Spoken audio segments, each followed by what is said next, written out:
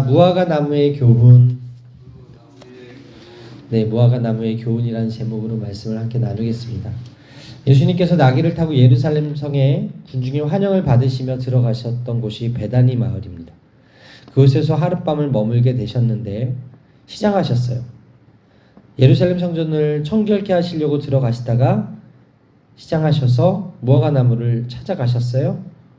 그런데 그 나무에 열매가 없는 거예요. 그 무화과 나무에 열매 없는 것을 보시고 이후로 영원히 열매를 맺지 못하겠다라고 저주하셨어요. 생각을 해보면 예수님께서 환경 파괴범도 아니시고 갑자기 무화과 나무에 열매가 없다고 영원히 열매를 맺지 못한다?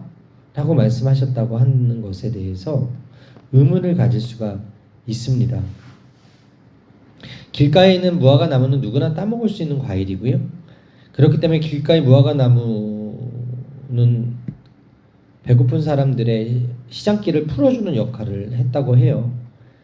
서울에 가면 은행나무가 되게 많이 있고, 그리고 이제 시골에 오면 밤나무가 또 많이 있고, 감나무가 있듯이 이제 길가에 은행나무처럼 이 이스라엘에는 무화과 나무가 많았던 것 같습니다. 그런데 팔레스타인에는 빡임이라는 집기 맛없는 빈민들의 식료가 되는 무화과가 3월 말에서 4월 초에 맺는 것이 있는데 예수님께서 그 열매를 찾으셨던 거예요. 근데 마땅히 있어야 될 열매가 없었기에 책망하신 것이죠. 그 나무에 열매가 없었기 때문에 저주하셨다는 거예요. 분명히 이 사실을 통해서 우리에게 하시는 교훈이 있을 거예요. 예수님께서 환경 파괴범도 아니신데 예수님께서 영원히 열매를 맺지 못하겠다 말씀하신 데는 분명히 이유가 있다는 거죠. 오늘 18절에서 21절을 우리 함께 다시 한번 읽을까요? 시작. 이른 아침에 성으로 돌아오실 때 시장하신지라 길가에 한 무화과 나무를 보시고 그리로 가사 잎사귀밖에 아무것도 찾지 못하시고 나무에게 이르시되 이제부터 영원토록 내가 열매를 맺지 못하리라 하시니 무화과 나무가 곧 마른지라. 제자들이 보고 이상히 여겨 이르되 무화과 나무가 어찌하여 곧 말랐나이까. 예수께서 대답하여 이르시되 내가 진실로 너에게 이르노니 만일 너희가 믿음이 있고 의심하지 아니하면 이 무화과 나무에게 된 이런 일만 할 뿐 아니라 이 산더러 들려 바다에 던져지라 하여도 될 것이요. 여러분, 사도행전에 보게 되면 두 부부가 나와요. 아나니아와 삽비라라는 부부가. 근데 그들이 바나바나 많은 사람들이 자신의 전 재산을 팔아서 밭을 팔아서 논을 팔아서 땅을 팔아서 전 재산을 교회 공동체에다가 헌금하고 그로 인해서 많은 사람들의 필요에 따라서 나눠주는 것들을 보았어요. 그런데 마음에 자기들도 사람들한테 칭찬을 받고 싶었어요. 마치 바리새인들의 외식처럼 자원이 아니라 어때요? 사람들의 칭찬과 인정을 받고 싶었어요. 그래서 어떻게 했어요? 팔긴 팔았어요. 근데 그 판 중에 반을 몰래 숨겨놨지. 그리고 나서 자신이 모든 것을 다 팔았다고 베드로 앞에 갖다 놓으니 베드로가 성령의 감동으로 알게 된 거예요. 그래서 이게 진짜냐? 다 가져온 거냐? 라고 했는데 진짜라고 하는 순간에 성령께서 쳐서 어떻게 됐어요? 아나니아가 먼저 죽고 후에 삽비라가 또 나중에 거짓말을 하고 죽게 되죠. 아니 헌금을 안 한 게 아니잖아요. 그것도 소유의 반을 하나님께 드린 거잖아요. 근데 헌금을 안 했다고 죽여? 이거에 대해서도 우리가 오늘 같은 선상에서 봐야 된다는 거예요. 교훈이 있다는 거예요. 예수님께서 환경을 사랑하지 않아서 열매를 맺지 않은 무화과 나무를 저주하신 것이 아니고 성령께서 베드로를 통해서 아나니아와 삽비라를 치신 이유는 그 초대교회 공동체에게 필요한 교훈이 있었을 것이고 오늘 예수님의 이 무화과 사건도 우리에게 주시는 교훈이 있을 것이다. 그래서 무화과 나무의 교훈에 대해서 오늘 하고 다음 주까지 함께 나눌 텐데, 첫 번째 따라하겠습니다. 때의 분별. 에베소서 5장 16절에 세월을 아끼라 때가 악하니라 라고 말씀하고 있어요. 여러분, 어저께 충격적인 뉴스를 보았습니다. 어떤 땡이라는 전직 펜싱 국가대표 선수가 결혼 사기를 당했는데, 그 상대가 재벌 3세라고 속여서, 그리고 여자가 남자로 다가와서, 그리고 임신도 하지 않은 그 여자에게 임신 테스트기를 10개나 주면서 임신했다고 그루밍을 시킨 사건.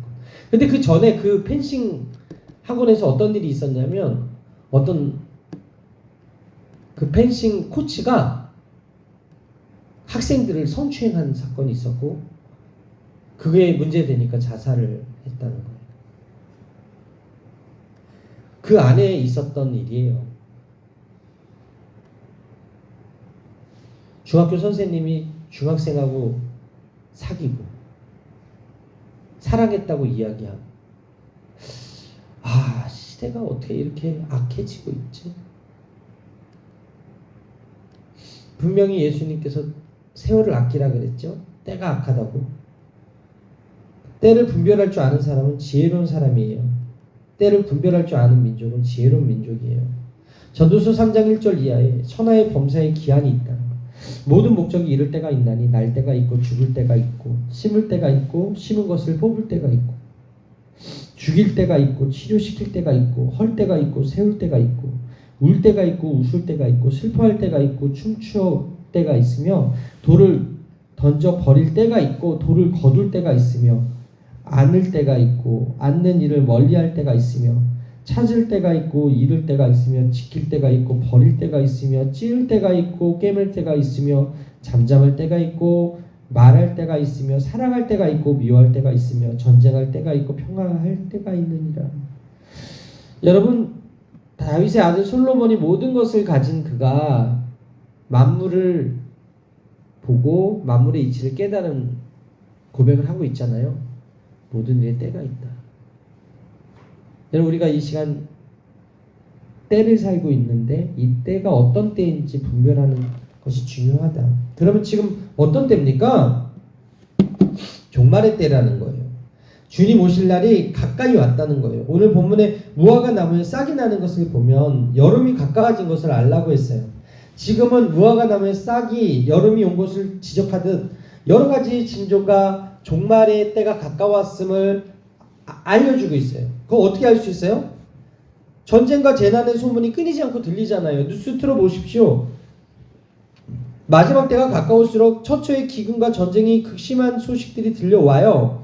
말세란 무엇입니까? 도덕적으로, 풍속적으로, 정치 등 사회의 모든 질서와 정신이 타락하고 쇠퇴해서 끝의 이름을 말하는데, 지금 그런 소식들이 뉴스를 틀면 들려지지 않나요? 마태복음 24장 3절에 예수께서 감난산 위에 앉으셨을 때에 제자들이 조용히 와서 가로되 우리에게 이르소서 어느 때에 이런 일이 있겠사오며 또 주의 임하신가 세상 끝에는 무슨 징조가 있사오리까. 예수님 시대에도 그 종말에 대한 관심이 많아서 예수님께 세상 끝에 대해서 물어봤더니 예수님 뭐라 그러십니까? 마지막 때에 불법이 성해서 사랑이 식는다. 사람들이 점점 법을 지키지 않아서 가정이 흔들리고 조직이 무너질 것이다. 성도들은 주의 뜻대로 살지 아니하고 자신의 뜻대로 살려고 하고, 그래서 한 교회에 소속되어서 구성원으로 신앙생활하지 아니하고 이 교회 저 교회를 옮겨 다니는 사람들이 생기더라는 거예요. 마태복음 24장 7절에 민족이 민족을, 나라가 나라를 대적하여 일어나겠고 처처의 기근과 지진이 있겠다 말씀하고 있어요. 지금 러시아 우크라이나 전쟁 2년 정도 하고 있죠. 다 되어가고 있습니다. 팔레스타인 이스라엘 전쟁 언제 끝날지 모르는데 어저께 보니까 가자지구로 탱크가 진입했다는 이야기를 들었습니다. 이 전쟁이 확전되면 3차 전쟁이다. 3차 세계대전이 일어날 수도 있다. 핵전쟁으로 번질 수도 있다라는 공포가 있죠. 여러분, 세계적으로 먹을 것이 없어서 죽는 사람이 1분에 20명씩이래요. 한 전문기관 발표에 의하면 지진이 1년에 1600회 이상 발생하고 해가 지날수록 그 강도가 점점 세지고 수가 늘어나고 있대요. 그 종말의 때가 가까이 왔다는 거예요. 예전처럼 그렇게 춥지 않았는데 이제는 저 북극에서 빙하가 녹아가지고 남극에서 빙하가 녹아가지고 수위가 높아짐으로 말미암아 환경에 여러 가지 이상 설들이 생기잖아요.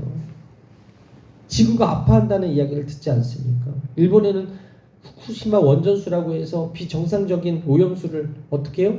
방출해서. 이게 극소량이라고 해도요, 여러분 자연에서 만들어낸 것이 아니기 때문에 분명히 문제가 생길 거예요. 이 모든 것들이 종말의 때라는 증거 아닙니까? 마태복음 16장 3절에 아침에 하늘이 붉고 흐리면 오늘은 날이 굳겠다 하나니 너희가 청기는 분별할 줄 알면서 시대의 표적은 분별할 수 없느냐.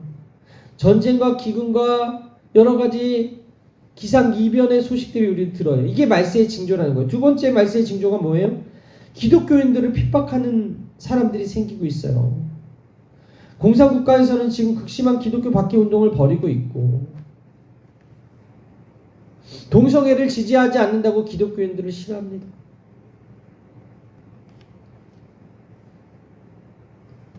어떻게 보면 우리가 코로나 시국에 정말 많은 사람들을 위해서 희생하고 섬겼음에도 불구하고 그들은 희생과 사랑을 보지 않아요. 기독교인들이 예수 믿기가 더 힘든 시대. 다니엘 김 선교사님이 그랬잖아요. 내일은 환난이지 평안이 아니다. 오늘이 예수 믿기 제일 좋은 날이라니까요. 앞으로 점점 예수 믿기 힘들어지는 거예요. 성경에 짐승의 표가 나오는데 666이라고 해가지고 나오는데 전문가들의 말에 의하면 신학자들의 말에 의하면 이것이 인공지능과의 관계가 있다라는 얘기를 합니다. 무슨 얘기예요? 머리에 칩을 박는, 칩을 이식하는 그런 시도들이 지금 있대요. 제가 요번에 강의를 하나 들었는데 그 강의에서 그런 얘기를 하더라고요. 일론 머스크라는 사람이 원숭이의 머리에 컴퓨터 칩을 심는 그 테스트를 했는데 1000마리가 죽었대요. 임상을 했는데. 그리고 한 마리가 성공을 했다는 거예요. 그 한 마리가 어떻게 해요? 컴퓨터가 원하는 대로 움직이는 거예요. 생각하고. 그 칩을 꽂으면 안 보이던 시신경이 살아나고 청각이 살아나고 말할 수 있게 된대. 그래서 지금 미국에서 그 칩을 꽂겠다고 죽을 수도 있는데 임상에 함께 하겠다고 줄 섰대, 줄을. 여러분 한번 보세요. 고혈압약이나 당뇨약이나 암치료제나 임상을 합니다. 근데 죽을 줄 알고 하는 말기암 환자는 이해가 되죠. 고혈압에 걸려 있는데 이 임상을 하면 여러 가지 혜택을 준다고 하니까 하는 사람도 이해가 돼요. 근데 이 칩을 머리에 꽂는다는 것은 성경에 분명히 하나님이 창조하신 아름다운 형상인 이 몸이 이 칩을 꽂는 순간 뭐가 됩니까? 그 회사의 종속품이 되는 거예요. 그 컴퓨터 여러분 해킹 당하잖아요. 컴퓨터 바이러스 들어오잖아요. 칩을 꽂는 순간 그 회사가 해킹 당하고 그 회사가 망하면 그 사람 죽는 거예요. 근데 그걸 몰라. 전지전능한 하나님이 된다고 생각하는 거예요. 여러분 하와가 왜 선악과를 먹었어요? 하나님처럼 눈이 밝아진다고 하는 그 말에 속아서, 하나님처럼 죽지 않는다는 그 말에 속아서 어떻게 했어요? 그걸 따먹은 거예요. 금단의 열매를 먹지 말라는 걸. 근데 지금 어때요? 하나님과 같이 될 수 있다 라는 교만이 그 밑에 깔려 있는 거예요. 그 저변에. 그 칩을 머리에 심는 순간에 그 사람은 하나의 인격이 아니야. 이제 컴퓨터한테 조종당하는 사람이 되는 거예요. 컴퓨터가 시키는 대로 해야 되는 사람이 되는 거예요. 이 회사가 시키는 대로 메이드 인 갓이 아니라 메이드 인 IBM, 메이드 인 애플이 될 수도 있다니까. 메이드 인 구글이 될 수도 있다니까. 구글이라는 그런 회사가 지금 전투 로봇을 만들고 있대. 만약에 이게 전투 로봇을 만들어서 전쟁에 나가게 되잖아요. 그러면요, 그 시대에는 다윗과 골리앗이었지만 골리앗 하나로 모든 이스라엘 병자들이 덜덜덜 떨었잖아요. 근데 그 지금 터미네이터가 현실이 되어가고 있다니까요. 그런 마지막 때에 우리가 살고 있어요. 그렇기 때문에 예수 믿기 쉽겠습니까? 기독교인들을 박해하는 운동이 일어난다는 것이죠. 세 번째, 거짓 선지자가 일어나서 신자들을, 성도들을 미혹하죠. 마태복음 24장 5절에 많은 사람이 내 이름으로 와서 이르되 나는 그리스도라 하여 많은 사람을 미혹해 하리라. 여러분, 신천지가 지금 난리죠. 무슨 심리검사를 한다고 하면서 사람들을 미혹하고 있어요. 근데 신천지가 젊은 사람들이 그렇게 많이 있어요. 그거 아십니까? 신천지는 늙은 사람들, 그리고 정신적으로 조금 모자란 사람들 전도하지 않아요. 그들은 똑똑한 사람들, 대학생들 위주로 포교를 합니다. 왜 그럴까요? 여러분, 복음에 차별이 없어요. 예수님은 때를 얻든지 못 얻든지 온 열방과 세계 가운데 복음을 증거하라 그랬어요. 예수님이 똑똑한 여자들, 똑똑한 혁명가들만 쫓아다니신 것이 아니라 찾아다니신 것이 아니라 우리 성경에 보게 되면 어떤 일이 있어요? 예수님은 늘 세리와 창기의 친구로서 가난한 사람과 병든 자와 죄인들과 함께 했잖아요. 우리 예수님 그런 분인데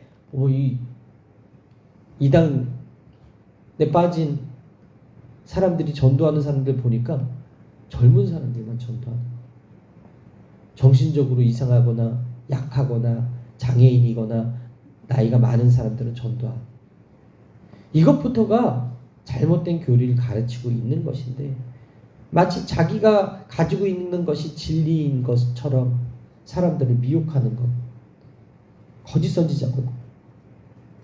우리 국내 상황만 보더라도 기독교의 이름을 걸고서 자신의 구세주라고 외치는 사람, 자신이 자칭 예수다, 보혜사다 하는 사람이 얼마나 많아요? 지금 우리나라에 200만 명의 사람들이 거짓 그리스도에 빠져 있어요. 민족과 민족이, 나라와 나라가 서로 대적하고 세계적으로 많은 나라들이 내전을 치르고 있죠.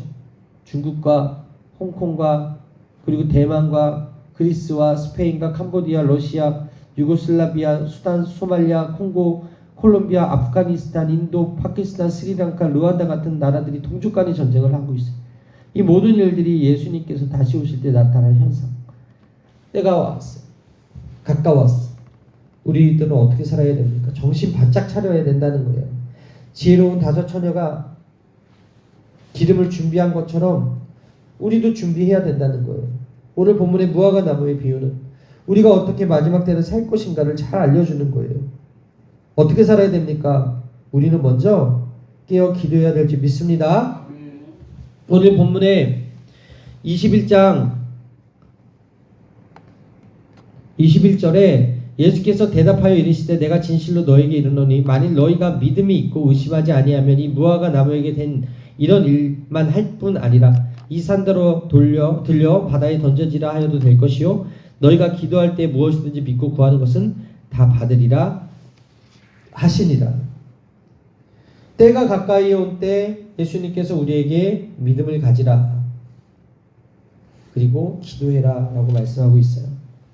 사탄이 지금 최후의 발악을 하고 있어요. 어떻게든지 믿는 자를 미혹해서 신앙을 떨어뜨리려고 우는 사자같이 기회만 엿봐요. 제가 예전에 성동교회에 있을 때 한 자매가 어제 갑자기 전화를 했어요. 제 유튜브를 보고서 목사님 목소리 듣고 싶어서 연락했다고. 근데 그분의 언니가 있거든요. 그분의 언니가 결혼할 때 제가 가서 주례를 섰었어요. 그런데 그분이 잘 있냐고 물어봤더니 믿지 않는 사람한테 결혼했거든요. 그래서 신앙이 지금 떨어져가지고 교회를 안 나온대요. 그래서 자기 집에는 자기 엄마하고 자기만 예수를 믿고 그렇대요. 무슨 얘기예요? 잘 믿다가 실족하면 떠나는 거예요. 그것처럼 불쌍한 사람이 없잖아요. 너무 불쌍해서 제가 마음이 너무 먹먹하고 답답하더라고요.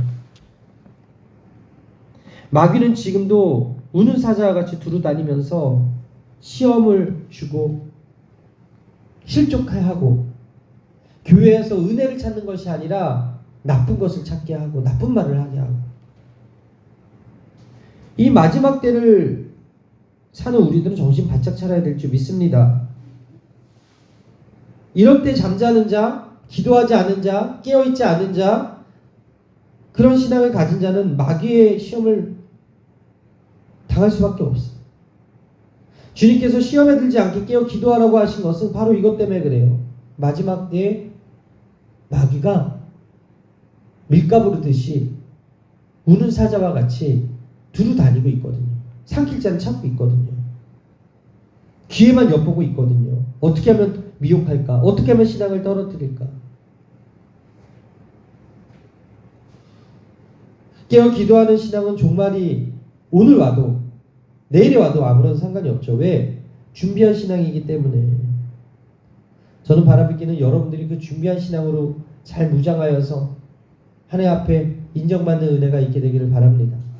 지금 당장 주님 이리 오너라 해도 천부의 의지 없어서 하면서 갈 수 있는 그런 신앙을 가지고 있어야 된다는 거예요. 그리고 오늘 기도할 때 무엇이든지 믿고 구하는 것은 다 받으리라. 예수님께서 말씀하셨잖아요. 믿음을 가지고 이 마지막 때 그것들을 두려워하며 사는 것이 아니라 믿음을 가지고 기도해라. 그러면 어때요? 너희가 믿음 있고 의심하지 아니하면 무화과 나무에 된 이런 일만 할 뿐 아니라 이 산더러 들려 바다에 던져지라 해도 될 것이다. 기도할 때 무엇이든지 믿고 구하는 것은 다 받겠다 말씀하고 있어요. 깨어 기도하는 신앙은 바로 기도하는 신앙이다. 믿음의 신앙이다. 그래서 이 종말의 때가 와도 흔들리지 않는 신앙이다. 그런 믿음이 저와 여러분들에게 있게 되기를 바랍니다.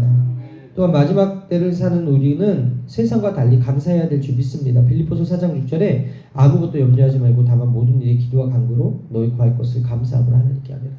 여러분, 종말이라고 해서 두려워만 할 것입니까? 말세라고 해서 불평과 원망만 하고 탓만 할 것입니까? 예수님께서 우리에게 아무것도 염려하지 말고 기도와 간구로 구할 것을 하나님께 아뢰래요. 우리는 약합니다. 우리는 부족합니다. 우리는 이 때를 살아갈 능력이 없습니다. 주님 오늘도 나에게 은혜를 주시고, 주님 오늘 나에게 힘을 허락하여 주시고, 주님 오늘 나에게 다시 한번 은혜를 부어 주십시오. 이렇게 기도하고 감사하는 사람을 하나님께서 이 시대에 쓰신다는 거예요. 감사만이 이 세상을 지혜롭게 극복할 수 있는 힘이 되는 거예요. 아침에 눈을 뜨면 불안합니다. 초조합니다. 우울합니다. 슬픔과 고독을 이길 수 있는 그런 것이 바로 감사라는 거예요. 우리 신앙의 힘은 직분에서 얻을 수 없어요. 연조에서 얻을 수 없어요. 우리가 얼마나 감사할 수 있는가, 어디까지 감사할 수 있는가가 신앙의 힘인데, 어려운 때이지만 여러분들이 그 환경 속에서 불평과 원망하고 세상과 같이 탓하고 살아가는 것이 아니라 그럼에도 불구하고 감사하며 살게 되기를 주님의 이름으로 축원합니다. 일본의 신학자 우치무라 간주가 이런 말을 했어요. 하나님께서 내리시는 저주가 있다면 세 가지인데, 첫째는 믿고 싶어도 믿어지지 않는 마음, 둘째는 아무리 듣고 싶어도 들리지 않는 마음, 셋째는 감사하고 싶어도 감사할 수 없는 마음이다 라고 말했어요. 근데 우리는 믿어져요. 우리는 들려요. 우리는 감사할 수 있어요. 그러면 우리는 저주를 받은 사람들이 아니라 축복받은 사람이라는 거예요. 그리스도인이라면 마지막 때가 가까울수록 세상 사람들은 불안해하고 두려워하고 불평하고 원망하고 탓하지만 우리는 감사하며 살아야 될 줄 믿습니다. 감사에는 두 가지가 있어요. 하나는 웃음으로 드리는 감사로, 시험에서 좋은 결과를 얻었거나 새 집을 샀거나 차를 샀거나 승진했을 때 저절로 드리는 감사, 병을 고쳤을 때, 수술이 잘 됐을 때, 우리 자녀가 학교에 붙었을 때, 취직했을 때 드리는 감사죠. 또 다른 하나는 더 높은 차원의 감사예요. 그럼에도 불구하고 감사해요. 내 뜻대로 되지 않아도, 내 마음대로 되지 않아도, 내 기도가 응답되지 않아도 하나님의 선하심이 있기에 감사합니다 하는 그 마음. 여러분, 요셉이요, 어떻게 보면 감사할 수 있는 상황이 아니었잖아요. 형들의 미움을 사서 애굽으로 팔려가고 감옥에 억울하게 갇혔을 그 어린아이의 마음에 분노와 원망과 복수의 칼날이 있지 않았겠어요? 그런데 그가 마지막에 형들을 만나서 성경을 읽어보면 울음을 참지 못했대요. 무슨 의미예요? 요셉이 그만큼 형들을 용서했다는 거예요. 따뜻한 사람이었다는 것이죠. 여러분, 우리는 하나님의 자녀들이기 때문에 눈물의 감사가 있어야 될 줄 믿습니다. 그럼에도 불구하고 하나님의 선하신 섭리를 믿어야 될 줄 믿습니다. 내 뜻대로 오늘 내 기도가 응답되지 않는다고 해서 하나님께 원망하고 분노하고 복수할 거야가 아니라, 요셉이 그런 인고의 시간을 지나왔음에도 불구하고 하나님이 이 모든 것을 선으로 바꾸셨다라고 고백했던 것처럼, 우리 믿음의 사람들도 지금 당장 내 기도가 응답되지 아니하고 지금 당장 나의 삶에 기적이 일어나지 않는다고 해서, 감사거리가 없다고 해서, 무화과 나무에 열매가 없다고 해서 불평하는 것이 아니라, 그럼에도 불구하고 감사할 때 어떤 일이 벌어져요? 기적이 일어나는 거예요. 여러분, 구원은 공짜로 받습니다. 그러나 축복은 순종으로 받습니다.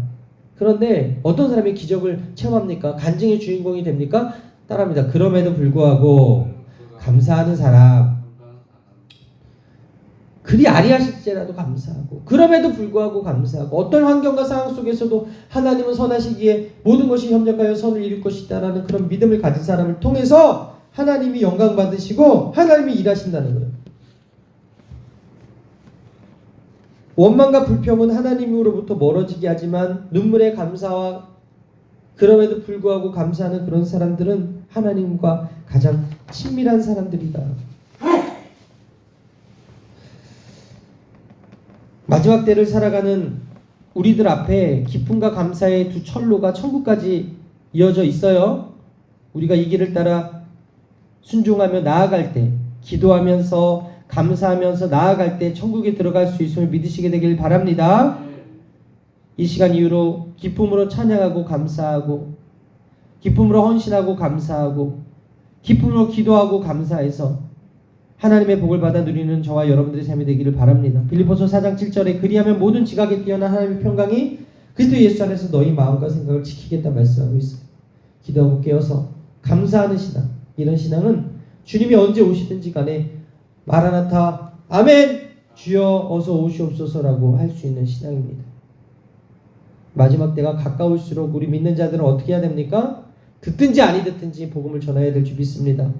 디모데후서 4장 2절에 너는 말씀을 전파하라. 때를 어떤지 못하든지 항상 힘쓰라. 범사에 오래 참음과 가르침으로 경책하며 경계하며 권하라. 이것이 바로 주님의 명령.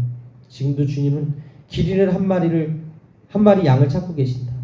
한 영혼이라도 더 주님이 베풀어 놓으신 잔치자리에 참여할 수 있도록 때를 얻거나 못 얻거나 복음 전도에 힘을 기울여 달라고 말씀하고 있다.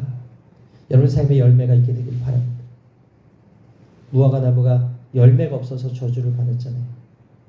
근데 열매가 있는 자들은 어때요? 달란트에 비유해서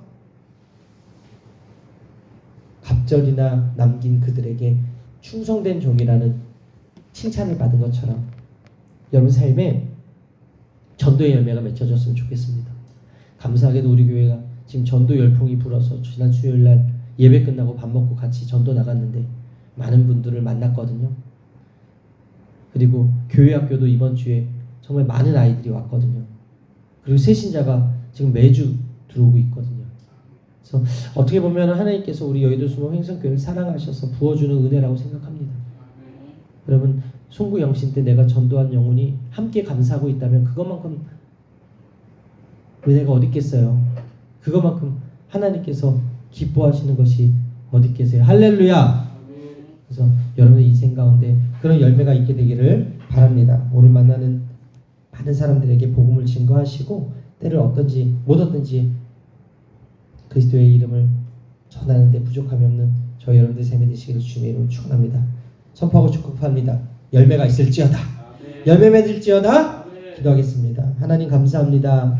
무화과 나무의 교훈을 통해서 때를 분별하라고 말씀하시니 감사합니다. 이 마지막 때에 우리가 해야 될 것은 기도하는 것과 감사하는 것임을 가르쳐 주신 것 감사합니다. 이 마지막 때 한 영혼이라도 살리시기 위해서 우리를 불러주셨사오니 우리를 통하여 하나님의 나라가 확장되고 하나님의 은혜가 선포되어질 수 있도록 인도하여 주옵소서. 오늘 하루의 삶을 주님께 맡겨오니 주님 동행하여 주옵소서. 예수님 이름으로 기도합니다. 아멘.